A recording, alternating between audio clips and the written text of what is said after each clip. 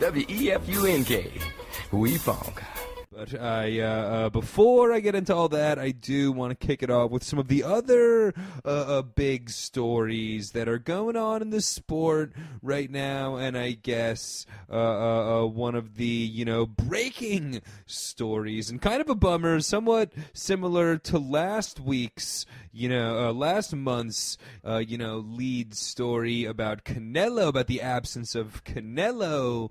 And I guess more his problems with Golden Boy and whatnot, but more logistical problems getting in the way of some great boxing action. And this time, very, very disappointed to hear that Fury Wilder 3 potentially on hold and potentially looking to vanish altogether, perhaps, as and of course this does have a lot to do, unfortunately, with the whole new normal of boxing here in Coronaville. And I guess, similar story with Canelo. But as we sit here, in October in Coronaville, still without fans, without full crowds anyway, and without fans in, most of America anyway, and, interest being kind of down, tensions being high, and, money being low, and interest in the sport being a little bit on the back burner for people. The pay-per-view buys have been down. It's all in all not a great time for a mega fight, which is kind of what we've seen so far in the sport. As I talked, last episode, the same old story, but there's been, a lack of big names and mega fights that have been going on just because it's not really financially viable to waste the opportunity at a big payday. If you think, in 6 months or a year down the road, you can get back to a full house, what exactly is the rush to get any of these fights off, especially here for the Wilder Fury? And then I guess another one is just, if it's money's down, interest is down, are you going to really, put it all on the line against another top line competitor in what would normally be a mega fight and risk losing a mega fight without even it being in front of the, eyes of the world and all the money on the line and all that. So, that's what we've seen so far in Coronaville are a lot of, feature fighters headlining, the constant stream of cards on ESPN. And, just over the last couple months, have the other streaming services got involved. I guess by now, we still haven't seen, of course, Wilder, Fury haven't fought, Canelo and Crawford haven't fought, although we'll get into some Crawford news.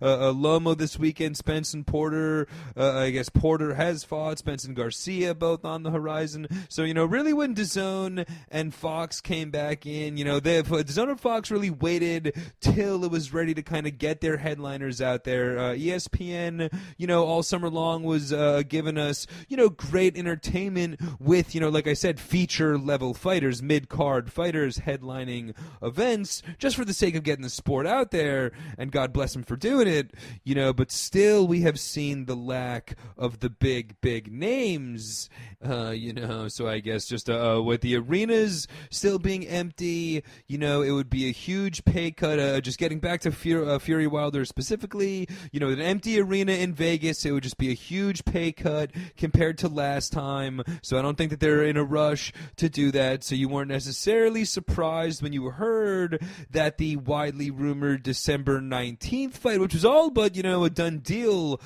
judging by the rumors and all, you were not surprised really to hear that fight is being pushed back for now, and you almost were more surprised when you thought that it was actually going to take place in an empty arena. You know what I mean? Just an event like that, you can't really imagine in front of an empty arena. NBA bubble aside and Stanley Cup bubble aside, but you just would imagine they would, like I said earlier, you can wait 6 months and hopefully, get it going with fans or whatnot. And I guess the other scary part, I guess, however, for the fight, though, is you have heard Fury's management now already refer to the fact that their rematch clause has expired.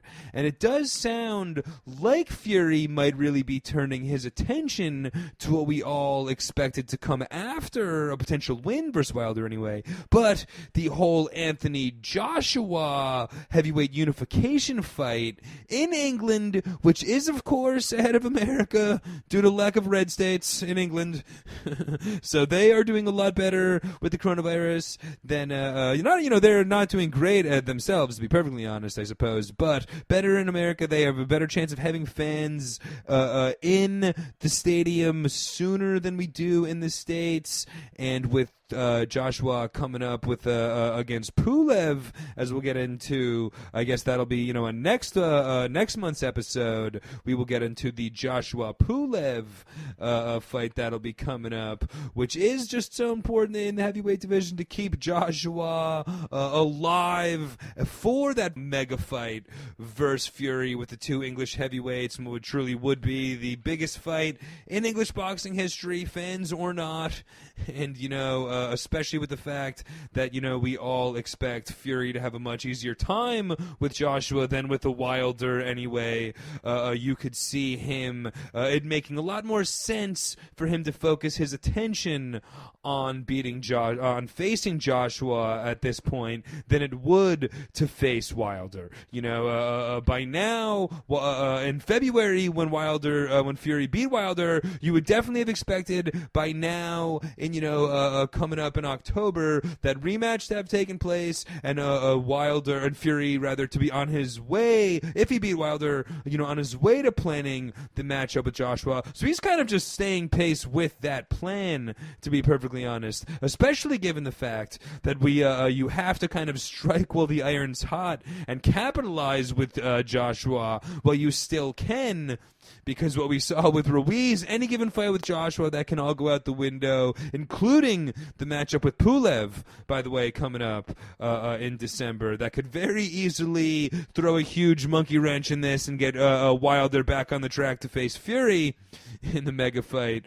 But, you definitely could, and it would just make a lot of sense, like I said, with all the logistics involved. I guess ultimately speaking, for the immediate future, Fury does want to continue to have a fight in December, not with Wilder, of course, against, he's going to stay in England and, fight a jobber where he's going to be able to keep, most of the money and really not risk taking an L, a thunderous knockout loss, like he at least stands the risk versus the Bronze Bomber. So he's going to have take an easier fight in his own backyard with a much bigger percentage of the purse and all that. And on the horizon, you would just think that it would maybe make a little bit more logistical sense for Fury to focus on the unification fight with Joshua at this point before Wilder as opposed to after. Now, we have, of course, Fury has talked openly about, thoughts of maybe even retirement after the third Wilder and the Joshua unification. So ultimately, I think that there would just be too much money on the line, and ultimately, if we have to wait a year or two even at this point to get the world back to normal, it will, things will return to a level of normalcy at some point. And as we've seen in boxing, as we saw from Pacquiao Mayweather, these fighters are willing to wait, and you definitely would expect a Wilder Fury 3 to go down at some point. However, it does not look like it's going to definitely not go down in 2020. And, you would imagine at this point Fury will spend 21 focusing on Joshua. So maybe, a year from now we could get back into a Fury talk, or potentially we're waiting to 2022 before we get into some Fury Wilder 3. So in the meantime, I guess it wouldn't hurt as well for that fight, for the old sizzle of the stake for that fight, for Wilder to have a couple of like amazing first-round knockout wins and get people back believing he has a chance. Because right now, after the thumping he took, confidence on Wilder is so low that people are just thinking you're signing up to watch him get beat up again, which I don't necessarily believe, but it would be good for that fight, I guess, in some ways for, if Fury was coming in, the conquering hero after the Joshua fight, a grand unified champion holding all 4 belts, and Wilder's coming off a couple of, knockout wins looking to avenge that loss. We'll be waiting and we'll be watching whenever it happens, so hopefully you would imagine it will, and hopefully it does take place at some point. However, for now, we've got Tyson Fury versus another dude we've never heard of to look forward to in the never-ending road that is the Wilder-Fury fight trilogy. But I guess so. More on that to come, and as well, Joshua Pulev will be taking place in a couple months. We will be getting on that. Of course, keeping you up to date with that as well as things go on.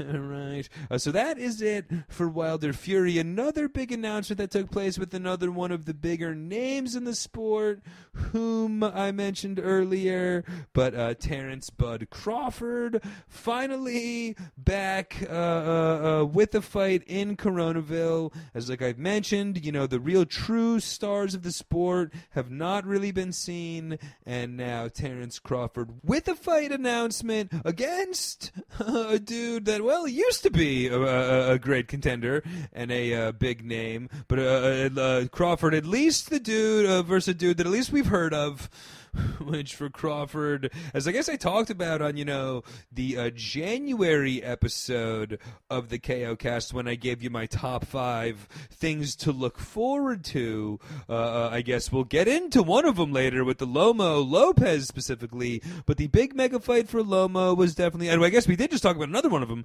as the Fury Wilder 3 was, of course, one of the things. But as I guess at that point, it was Fury Wilder 2 was coming up in February, and then Fury Wilder 3 expected to still take place in 2020. But I digress in Coronaville. But, of course, we wanted to see the Lomo mega fight. As well, we wanted to see Terrence Crawford finally get himself in with the mega fight. And as we've talked about, Terrence Crawford himself, very much of a victim of circumstance in the welterweight division, with him kind of being the lone guy signed with ESPN Top Rank, as, of course, Spence and Porter and Garcia and Keith Thurman. I guess Pac-Man is still out there, and that was that fight that I was hoping for. And I guess Kell Brook is not far off from Pac-Man. Okay, I was in the same ballpark with Kell Brook and Pac-Man, to be perfectly honest. But the rest of those guys are signed with PBC and aligned with Fox, and much tougher with the business of boxing and all the logistics. Much tougher to get a fight off with any of those guys. And as they've fought each other, Crawford's kind of got lost in the mix a little bit, and a lot of matchups versus the Mean Machine Kevaluskas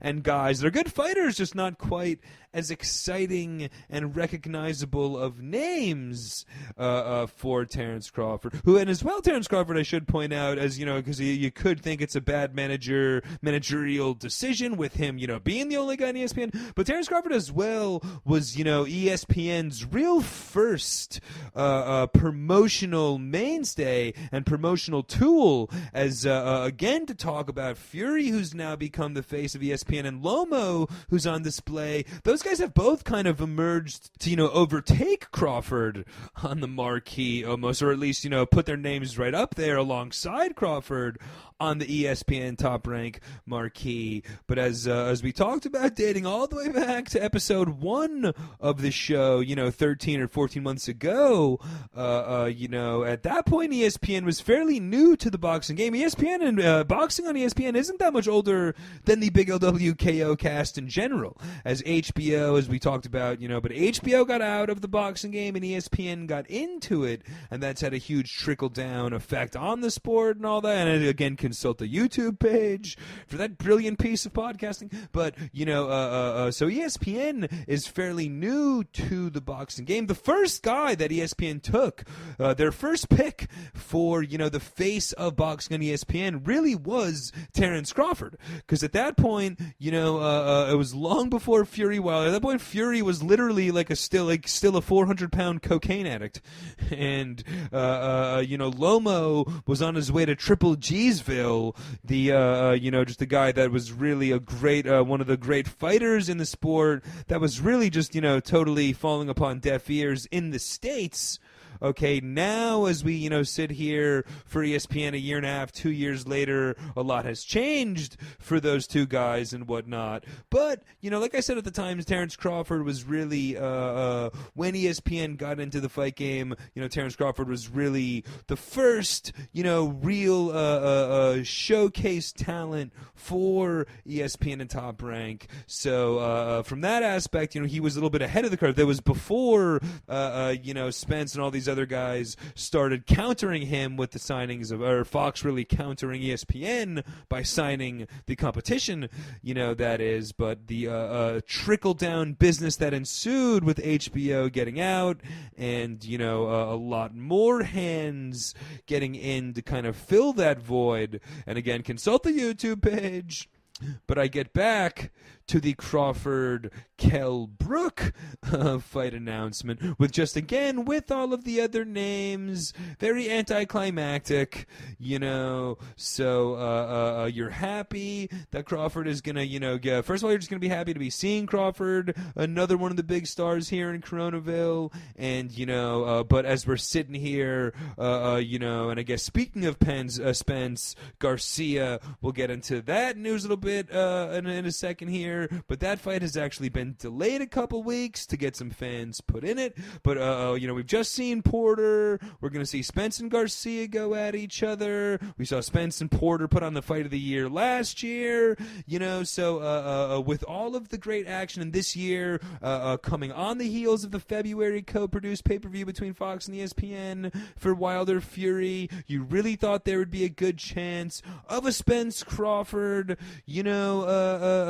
mega fight at welterweight, and you still actually hope that is on the horizon as they're both, scheduled, got fights coming up, not too far off from each other. So, Crawford would be in a good line to fight the winner of Spencer Garcia, and Pac-Man still out there. And so you hope this is not, you hope this is the first of many big fights for Crawford, and you hope that, this is a good, warm-up and a good place to start putting, Crawford in front of the eyes of, especially international fighter with Kell-Brook. So it's a good showcase. It's a better showcase for Crawford than, the Mean Machine Kavaluskas in some ways. However, you hope it's a warm-up for a very big Terrence Crawford mega fight soon on the horizon.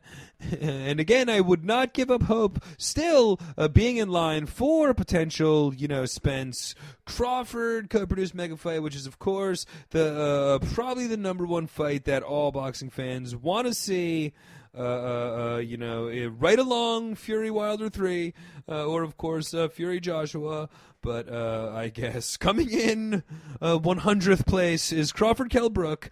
As I guess for Kell-Brook, it's been a long time, been over 6 years since his win versus Showtime Sean Porter. Okay, and even more importantly, a couple years since his back-to-back losses versus Triple G and Spence. So, I mean, and he's coming off, a 3 or 4 fight win streak since then, I think mostly in England, but against secondary competition, at least compared to this welterweight division, which is, I've talked about it on this show all the time. It's the best division in the sport, just all the great fighters at welterweight, really, really high-level championship, level fighters deep down the line of the rankings in welterweight. So, Kell-Brook, he's not exactly that competition, but he hasn't, and nor has he been fighting it in his recent win streak, but still a fun night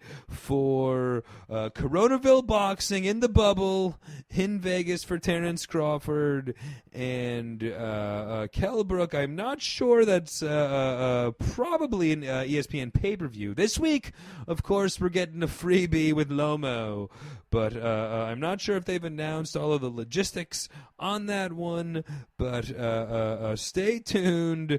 I guess next month we'll get into that a little bit more for the Crawford-Kell-Brook fight. But, and I guess I did just mention Spence and Garcia getting moved back a couple weeks from late November to early December 5th. Okay, this is, as well has been moved from Los Angeles in the Fox bubble to Cowboys Stadium with fans for now.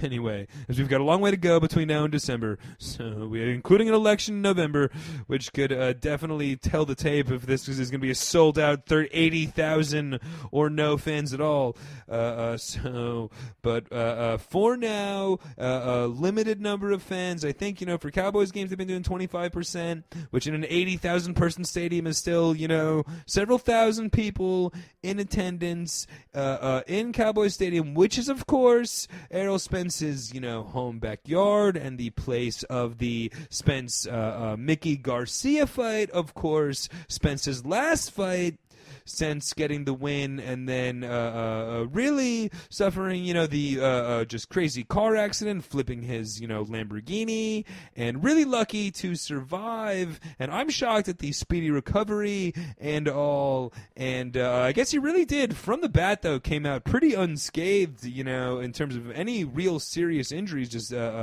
the hospital and all that. But it was not like he was just really lucky to not sustain injury, as many injuries, since the car flipped and looked so crazy and all. It was one of those, he was remarkably well off and has recovered remarkably well and is stepping into it with a remarkably tough fighter, not dipping his toe back with a warm-up fight here in Coronaville. But Danny Garcia as well, one of the best welterweights, and truly, in my book, championship level pedigree for Danny Garcia. I really believe if you put Danny Garcia in there with Spence or Crawford or Porter, I think any given day he could beat any of those guys. If he fought, a trilogy of fights versus any one of those guys, I think he'd pull off a win. He'd get one. He'd win 1 out of 3 versus Crawford or Spence, I'd say. But he'll get his chance now versus Spence. We've already seen him versus Porter. Now we'll see him versus Spence.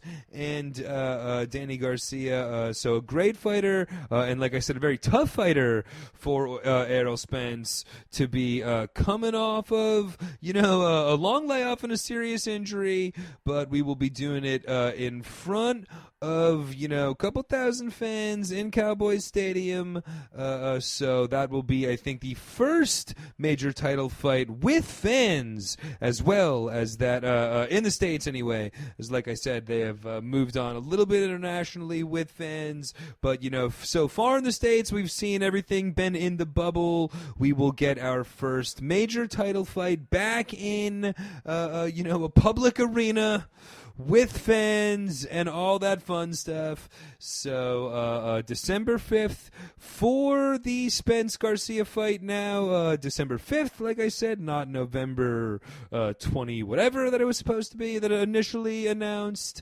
As well on December 5th, announced on DAZN, but a very interesting lightweight title fight between Luke Campbell and Ryan Garcia. Okay, Luke Campbell, of course, coming off of the loss to Lomachenko, okay, and Ryan Garcia, since we've entered Coronaville and all, Ryan Garcia has only fought with De La Hoya and Golden Boy Promotions, much like Canelo Alvarez, but he has not fought one, of course, Ryan Garcia, really one of the, really one of the best and hottest prospects in the sport over the last couple of years, 20-0, 17 knockouts, so really is stepping up with major competition, however, with Luke Campbell, who is a championship caliber fighter. Didn't look great for Loma, but nobody really does. But, Luke Campbell, Ryan Garcia for December 5th on DAZN will be a very, very, tough fight and a big fight for both fighters, as, if Luke Campbell can, bounce back from that loss to Lomachenko and get a big win versus Ryan Garcia, that puts him right back in the thick of things at the top of the lightweight division, as he's already one of the top contenders in the lightweight division. And as far as Ryan Garcia, a win versus Luke Campbell would really, answer all questions as to if he's ready or not to take on championship level competition, and how ready and far along and how ready he is to compete for a title in the lightweight division. So a big fight for both fighters there. Should be a fun one. Again on the 5th on DAZN. So a doubleheader of boxing action from DAZN and from Fox with Garcia Spence and with Campbell Garcia. As well, I should say, the Tyson Jones Jr. fight as well pushed back. So we will, I haven't really mentioned that, and I forgot to mention that last episode, because it doesn't really matter with all of the real fights that are taking place. But the Tyson Jones Jr. exhibition pushed back, so we will wait for our breakdown on that one for, I believe that's actually the 12th, December 12th, the week after the doubleheader of Garcia Spence and Garcia Campbell. So it's going to be an action-packed December episode, an episode 15 of the KO Cast.